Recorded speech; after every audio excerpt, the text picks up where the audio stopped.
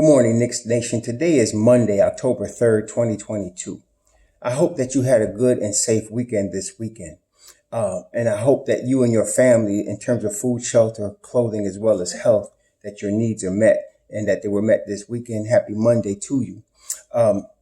Blessings upon those that work in the healthcare field and those first responders whose roles were very vital and are very vital right now in Florida as a result of Hurricane Ian, as thousands of people are homeless, thousands of people have lost everything, and there's at least 85 at this point, the number is growing, deaths as a result, and they're rescuing people house to house, going into homes, divers going underwater, fighting with crocodiles, literally, and snakes to try to find if there's any life or any hope of life in some of those places. And so blessings upon those first responders and those people working in the healthcare field, trying to save lives, and those that do it every day, 24/7, 365, for the same purpose, to try to save lives. Also, blessings upon those that pick up garbage and keep streets and highways, parks, wrecks clean. And also those that are going to be cleaning up post Ian. It's a tremendous job. It's going to take a long time. You're talking about whole towns like Fort Myers, just completely destroyed. And then you have a lot of other little towns and counties all over the coast of Florida. And then it goes all the way into interior Florida as well, in the Orlando area. So blessings upon them as well. Blessings upon those that make deliveries of food and water and other important things for our convenience that we often take for granted, except in times like this where there is a major event that disrupts everything. Blessings upon them. Double blessings on the men and women trying to help rescue, deliver, and recover the victims of child molestation, the teenagers that are victims of child molestation, as well as children and pedophilia, and those also who are victims of pornography and child pornography. Those who are victims of prostitution and child prostitution, sex slavery and human trafficking, and double curses on the perpetrators, the perverts, and those profiteers peddling in this human flesh. Finally, blessings upon the homeless. There were already nearly 600,000 men, women, and children on the streets of the United States of America with no roof over their head, and millions around the world. But as a result of Ian and of the current recession, those numbers are rising, and blessings upon them, for theirs also is the kingdom. Yesterday, I was attempting to do a live cast, and I want to thank you all for the support. I had a lot of support on the live cast. A lot of Knicks Nation was on the live cast with yesterday, but as we know, we started doing it, and I don't remember how long. Maybe we was not even an hour into it, and then we got disrupted. I found out my Comcast Xfinity is the only service available to me in this area, and so I got pretty much the fastest speed that I could get because I work from home. My wife does too. And then of course we do all the Knicks stuff. And then there's the Knicks games that we scout and watch. But they were telling me there was something with the connection or something. Anyway, I'm hoping they get it fixed. They claim that it should be fixed permanently. We'll see the next time we do a live cast. But anyway, thank you all for your support. I wanted to finish what we were talking about yesterday. Now, as I analyze this thing, and I think last week I alluded to it, some of us might be, include myself, jumping the gun a bit on the Knicks in terms of expectations, season, so on and so forth. You should take a step back and try to analyze this instead of letting the media dictate to us every little detail of every little thing and then overanalyze it and then make judgments, especially the media that we already know hates the Knicks, okay? So, I was looking at Thibodeau and the expectations for this season. And in order to do that, I looked back at his first two seasons, diminished distribution, the results, and then getting an idea what we're dealing with this year. Now, one thing about Thibodeau that I have observed and that I've learned really since he became a Knicks coach, I kind of watched him from a distance when he was with the Bulls. Knew a little bit about him when he was an assistant with the Knicks. He wasn't a big focal point then. And then, of course, when he went to Minnesota, and then in 2008, when he was the defensive coordinator for the Celtics that won the title. One thing I learned since all of that is that he really, really needs to trust a player to do what he wants them to do and perform at a level he wants them to perform. He needs to have a trust that even if that player messes up, he knows that player did the best he could. It wasn't because the player wasn't prepared. It wasn't because the player didn't come ready to play. It was because the player just didn't do that job because it just happened the way it happened, and he doesn't need to get angry at the player, though he still does sometimes. But he needs to really trust players. He doesn't trust rookies for the most part. And then even people that have been in the league a couple of years, if he doesn't know you, he may not trust you either. And that was reflected in how he gives you minutes. Okay. So in the first year as head coach, you had RJ Barrett in his second year. You had, his first year, they had drafted Obi Toppin. They had drafted Emmanuel Quickly. So both of those guys had to earn Thibs' trust. Now, Quickly had a little bit more of an in because he came from Kentucky. Thibs was aware of him before he actually even graduated from Kentucky. He knew, and Thibs is close with Worldwide West, John Calipari. And so there was a connection there with Kentucky that allowed Emmanuel Quickly, who also worked his tail off, to be seen and noticed by Tom Thibodeau, enough so that he got minutes off the bench. We'll talk about that in a minute. But in the first year, Obi Toppin, who Thibs didn't know, who, didn't have that type of connection, was dissed for most of the season because that's how Thibs treats rookies, especially he don't know you. He don't know if he could trust you. Okay. So that first year, he played basically two lineups, most of the starters, and then he played a couple of other two lineups as backup on the bench. And we'll talk about the results. So the lineup that played the most played 542 minutes. And this was 2 years ago in Thibs' first year. It was RJ, Reggie Bullock, Nerlens Noel, Elfrid Payton, and Julius Randle. They played 542 minutes together, and they were -4.5, almost -5. Now, that was after Mitch Robb got hurt. Prior to Mitch Robb hurting himself that year, they had RJ, it was Reggie Bullock, RJ, Elfrid Payton, Julius Randle, but now you're switching Mitchell Robinson in for Nerlens Noel. Keep in mind that Nerlens Noel was playing at a very high defensive level that year. But even with that being the case, that second time, that unit that played 394 minutes together, that was the unit that started the season, they were +1. Okay. So the unit that finished the season was -5, and the unit that started the season was +1. The unit that finished the season played 542 minutes. The unit that started the season played 394 minutes. So they both played a very good sample size, but with Mitchell Robinson in the lineup, they was +1. Now, the bench unit was what was important that year.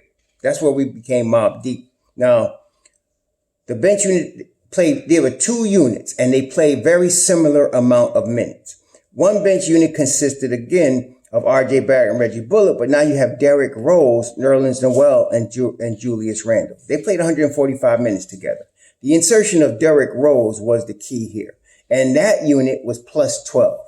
The second bench unit that played almost the same amount of minutes was Alec Burks, Taj Gibson, Emmanuel Quickly, Derrick Rose, and Obi Toppin. Let's go over that one again. So that's Obi Toppin, Derrick Rose, Emmanuel Quickly, Taj Gibson, and Alec Burks.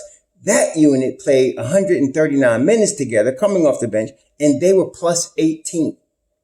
Okay, so you had a struggle with the first units, but you had dynamic play coming off the bench. Okay, this is where I coined them mob deep. Thibs' second year, he had two starting units for most of the year. They were just about the same. The one was 434 minutes, one was 427 minutes.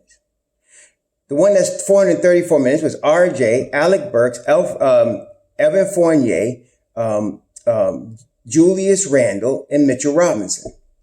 That unit was +8. Okay, they were +8. There was another unit that started the season, and it was the same crew, except you swap out Alec Burks and you put in Kemba Walker. So it was RJ, Evan Fournier, Julius Randle, Kemba Walker, and Mitchell Robinson. They were -14. -14. Okay. So you have +8 and -14, a 22-point difference, right? Just taking out Kemba Walker and putting in Alec Burks. And some people say, well, these are skewed. No, they're not skewed. This is a lot of minutes. This is the way you play. If they were only playing 20 minutes, okay. But you're talking about 400 something minutes each unit. That's telling you Kemba Walker was hurting us defensively. That's why Thibs was right in removing him from the rotation when he did. Now, Alec Burks, that caused a plus 22. That's why Thibs kept him in the lineup. He's not a natural point guard. We might have did better if we had Emmanuel quickly. And of course, a lot of you already know that if Derrick Rose didn't get hurt, we would have been better. But we were still plus 22 points better with that lineup last year. Okay. Then the bench unit only played 89 minutes. The bench unit that played the most played 89 minutes. He didn't depend on his bench as much as we liked him to last year. And if you recall last year, a lot of times Mobb Deep would come in behind after the first unit gave up a lead and then get the lead back, only for the first unit to give it away again, right? Or the first unit would get a lead, Mobb Deep would extend the lead, first unit would give it away second half, right? So that was 89 minutes. It was Alec Burks, Taj Gibson, Emmanuel Quickly, Derrick Rose, and Obi Toppin. And of course, Rose was hurt most of last year. So this is when Derrick Rose was there with Toppin. That unit played 89 minutes, was plus 28. Okay. So Mobb Deep got better. Now, this is the thing that's exciting me about this season. First of all, Thibs eventually learns to trust certain players. So after last season, going into this season, now he has complete trust in Obi Toppin. He has complete trust in Emmanuel Quickly. And for his second season, he has complete trust in Quentin Grimes. Okay. So he trusts all of those guys already, right? Then, of course, he trusts Jalen Brunson. Trust Brunson. He trusts Mitchell Robinson. And so you're going to have a trust level, and they're just going to be more competent, even if Evan Fournier starts, which I don't think he's the long term. And this is what some of y'all don't get. You're looking short term. Evan Fournier is not the long term answer at the 2 guard spot for the New York Knicks. Quentin Grimes is. Okay. Or RJ Barrett. Those are the long term fixtures at that position. The sooner you get one of them in there to start getting their feet wet and going in there full time, the better. Okay. That's why I'm saying to y'all, Evan Fournier, some of you say, well, he shoots, he's a great shooter, blah, blah, blah. We're talking long-term, sustainable winning. Okay? Having Grimes or Fournier is not going to win us or lose us more games. But having Grimes start at the 2 is going to give him now to position, just like they did with RJ in his rookie year, is going to give Grimes the position now that's going to be his for the next 5 years. And you can get a lot more because he's a better two-way player right now than Evan Fournier is. But that aside, even if he starts Fournier, you're going to have Fournier started on a unit that was plus 8 last year with Alec Burks at the point. So you bring in Jalen Brunson, who's going to command respect. He's a captain type dude. I'm not saying he's the official captain of the Knicks right now. He probably will be eventually, but he's a captain type dude in terms of leadership. Okay, that's him.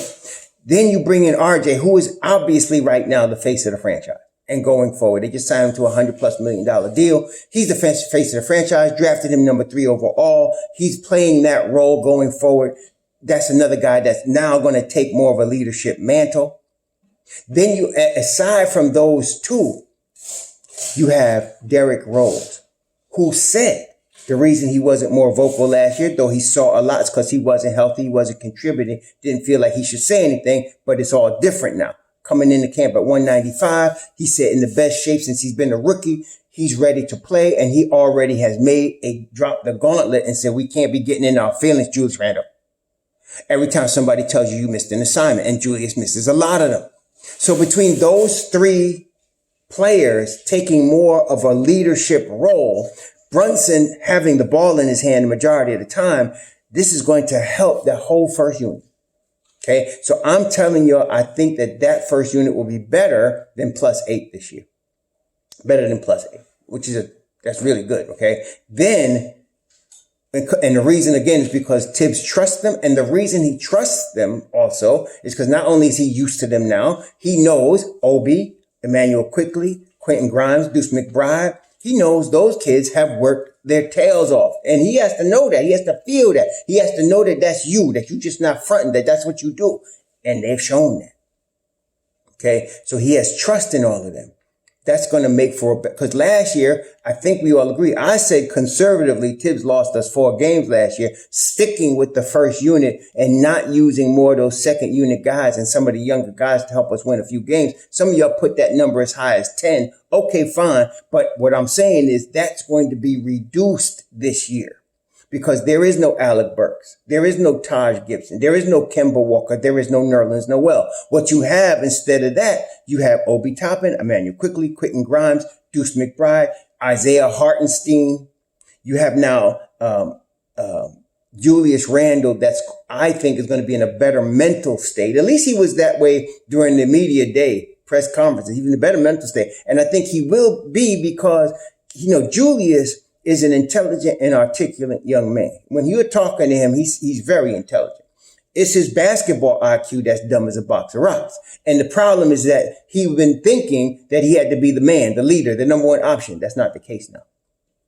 Okay. And the reason that's not the case is because between RJ, Jalen Brunson, Derrick Rose, they're not going to allow him to do that. He's not going to be doing that. He's not going to be allowed to dribble the ball up and set up the offense. That's Jalen Brunson. And when Derrick Rose is in the game, you better believe it's Derrick Rose. Okay? So that's why we can count on that not being a big issue this year. The only issue from Julius Randle that I'm now concerned about, which I hope he has learned, which we're going to find out by the first game, first week of the season, regular season. Will he cease his continued arguments with the referees? He argues with the ref to the point where the game is already going down the other end of the floor and he's in the backcourt. Now, with anybody else, with Julius Randle, Tom Thibodeau will bench that guy. This year, I don't think Thibodeau will bench him, but he will hear it from Brunson, Rose, RJ. He will hear it from both Brunson, both Jalen and Rick. He's going to hear it. Okay. So that being the case, I think we get a better shot at him not mentally checking out. Okay, which helps us overall. Because if Julius Randle is mentally checked in and he's playing both sides of the ball and he's moving without the basketball, he's going to be really good. And the Knicks will be really good. Okay, where does that leave Obi Toppin? Obi Toppin's they said they're going to get him an expanded role. I'm not sure if that means that Randle plays less minutes or they play Obi and Randle at other positions to get them on the floor more. I don't know. But Obi needs more minutes. Obi deserves more minutes. He can't obviously start as long as Julius Randle's on the team. We got to see what happens. But overall, what I'm saying is Thibs has more of a unit that he can trust this year, and that's big. Okay. He also has more of a unit that's going to be committed to defense. Okay. No defense, no bueno. We talked about Evan Fournier and his weaknesses on the defensive end. Evan Fournier is a high IQ player. He just has very strong limitations in terms of lateral movement and foot speed. He really does. Hip movement, lateral movement, foot speed, that's not him, okay? He's a tremendous shooter, obviously one of the top shooters in the NBA, especially at his position at the 2-guard spot. I would say he's top 10 as far as shooting concerned. Not as a player, but as shooting. So that being the case, Thibs said we need shooting. But if you need a quick rotation, you may have a problem, right? And if teams want to isolate him with somebody, you're going to have a problem. He cannot guard on-ball defense. He's a traffic cone. He's going to get beat. Okay. So but I don't believe Thibs will allow that to happen too often. He's going to let it go for a minute, but eventually Grimes is going to take that spot because Grimes ain't going to get beat on ball defense. He's very strong in that regard. He also plays with a high IQ and he can also shoot the rock. See? So I'm not worried about Grimes if he doesn't start beginning of the season. It's 82 game season. It's going to be all right. And if Fournier does hold his own, we're still in good shape. The object, brethren, is for the Knicks to win. And I don't want to say prediction because I'm not a genie, but my expectation is plus 45 wins for the Knicks. That's my expectation. Plus 45. Okay. How much plus 45? Depends on injuries, depends on development, depends on a lot of things. Okay. I don't know how much more, but I'm thinking 45 plus. I don't care what ESPN said. I don't care what Las Vegas said. 45 plus. Okay. So, and a big reason for that is what I just mentioned. You got Thibs in a third season with a bunch of players he trusts. Now, Mobb Deep, who year one of Thibs was plus 18 with one crew with Obi in it and plus 12 without Obi in it. Second year, plus 28 with Obi and Derrick Rose, Emmanuel Quickley. Now you have Obi, Derrick Rose, Emmanuel Quickley, Cam Reddish, possibly Grimes or Fournier, and Isaiah Hartenstein. They're going to be really good. They're going to be really good. And then if either Mitch Rob or Hartenstein gets hurt, they just shift up and Hartenstein becomes the starter if it's Mitch Rob, and Jericho Sims slides in to the backup, and we ain't hurting with Jericho Sims there. Okay, so Mobb Deep is going to be really good.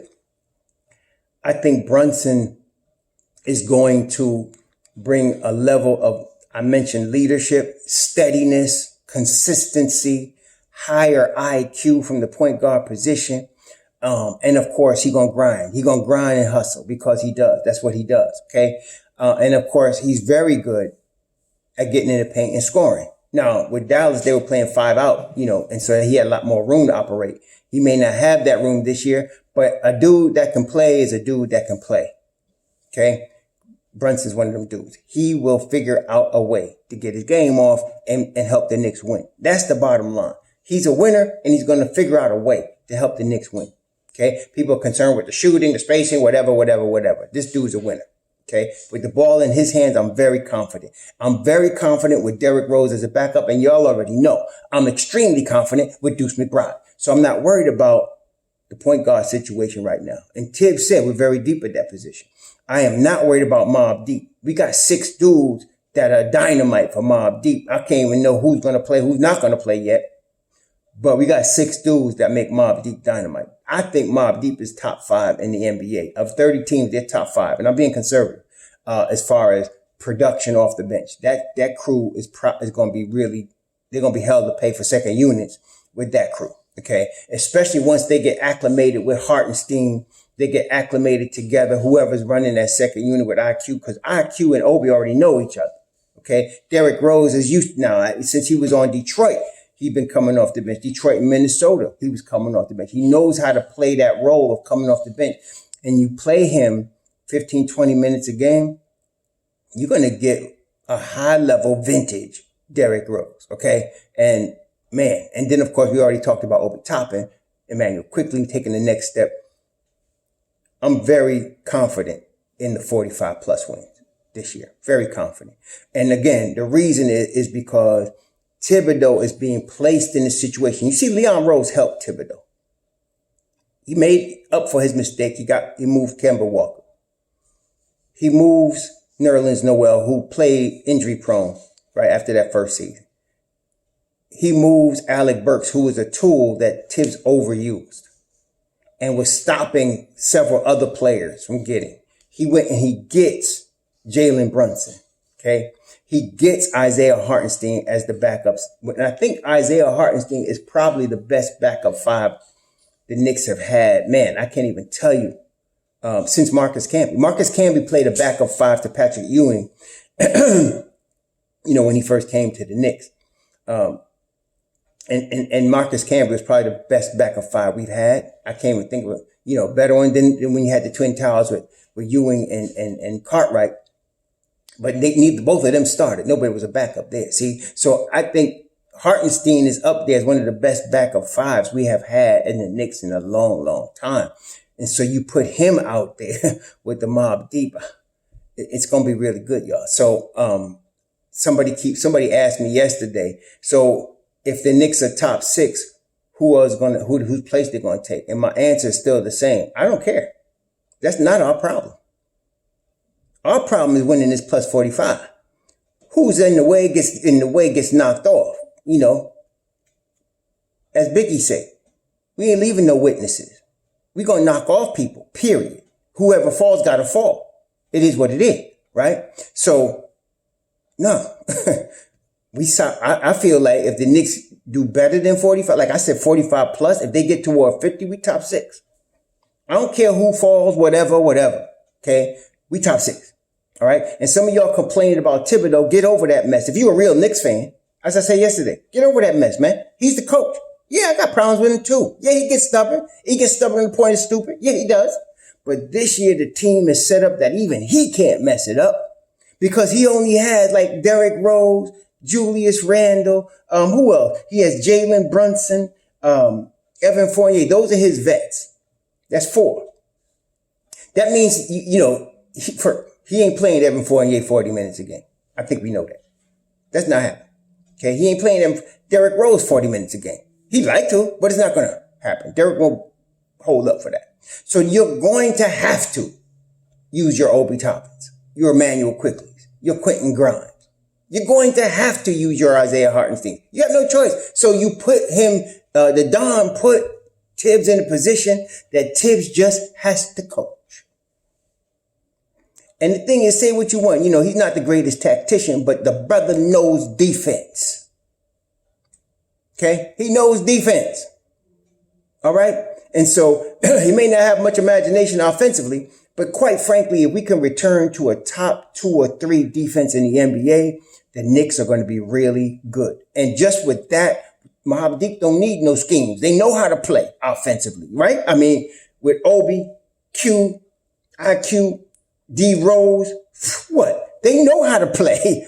Roll that ball out there and let them brothers run, okay? And we're going to be all right. So we're going to see what happens. And Deuce is my favorite Knick with Mitch Roth. Those are my favorite Knicks. But right there, right below them, is Cam Reddish.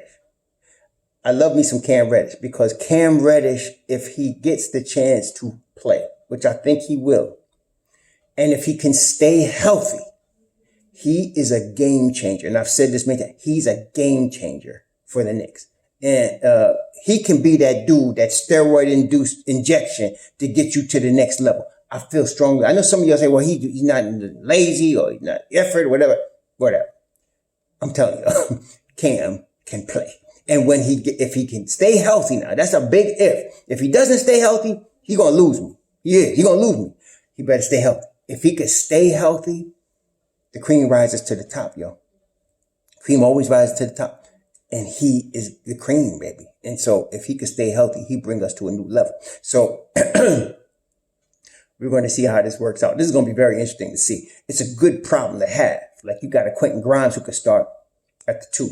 You got a Cam Reddish that could start at the 3 and move RJ to the 2, which would make us fearsome, in my view. So either way, though, you start Evan Fournier. If Frenchie start, we still going to be good. Even if Frenchie start, we still going to be good. He shoots the 3. We're going to be good. Even if he's a cone on defense, Thibs will recognize and take him out. He ain't going to allow that boy to hurt us like that. Defense is on the string. If one person breaks down the string, it makes everybody look bad. It hurts the whole defense.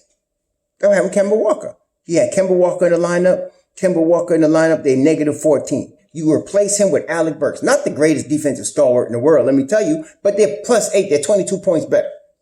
Okay? Same minutes, 400-something minutes. Don't think Thibs don't know that. The brother's a gym rat. He is married to basketball. That's his wife. Okay? He ain't got no girlfriend. That's his wife. Right? He's married to basketball. He don't think he don't notice that. So this is going to be a very interesting year. I'm very excited. We're getting together at my crib tomorrow. My wife we're going to have some chicken wings, in the air fryer.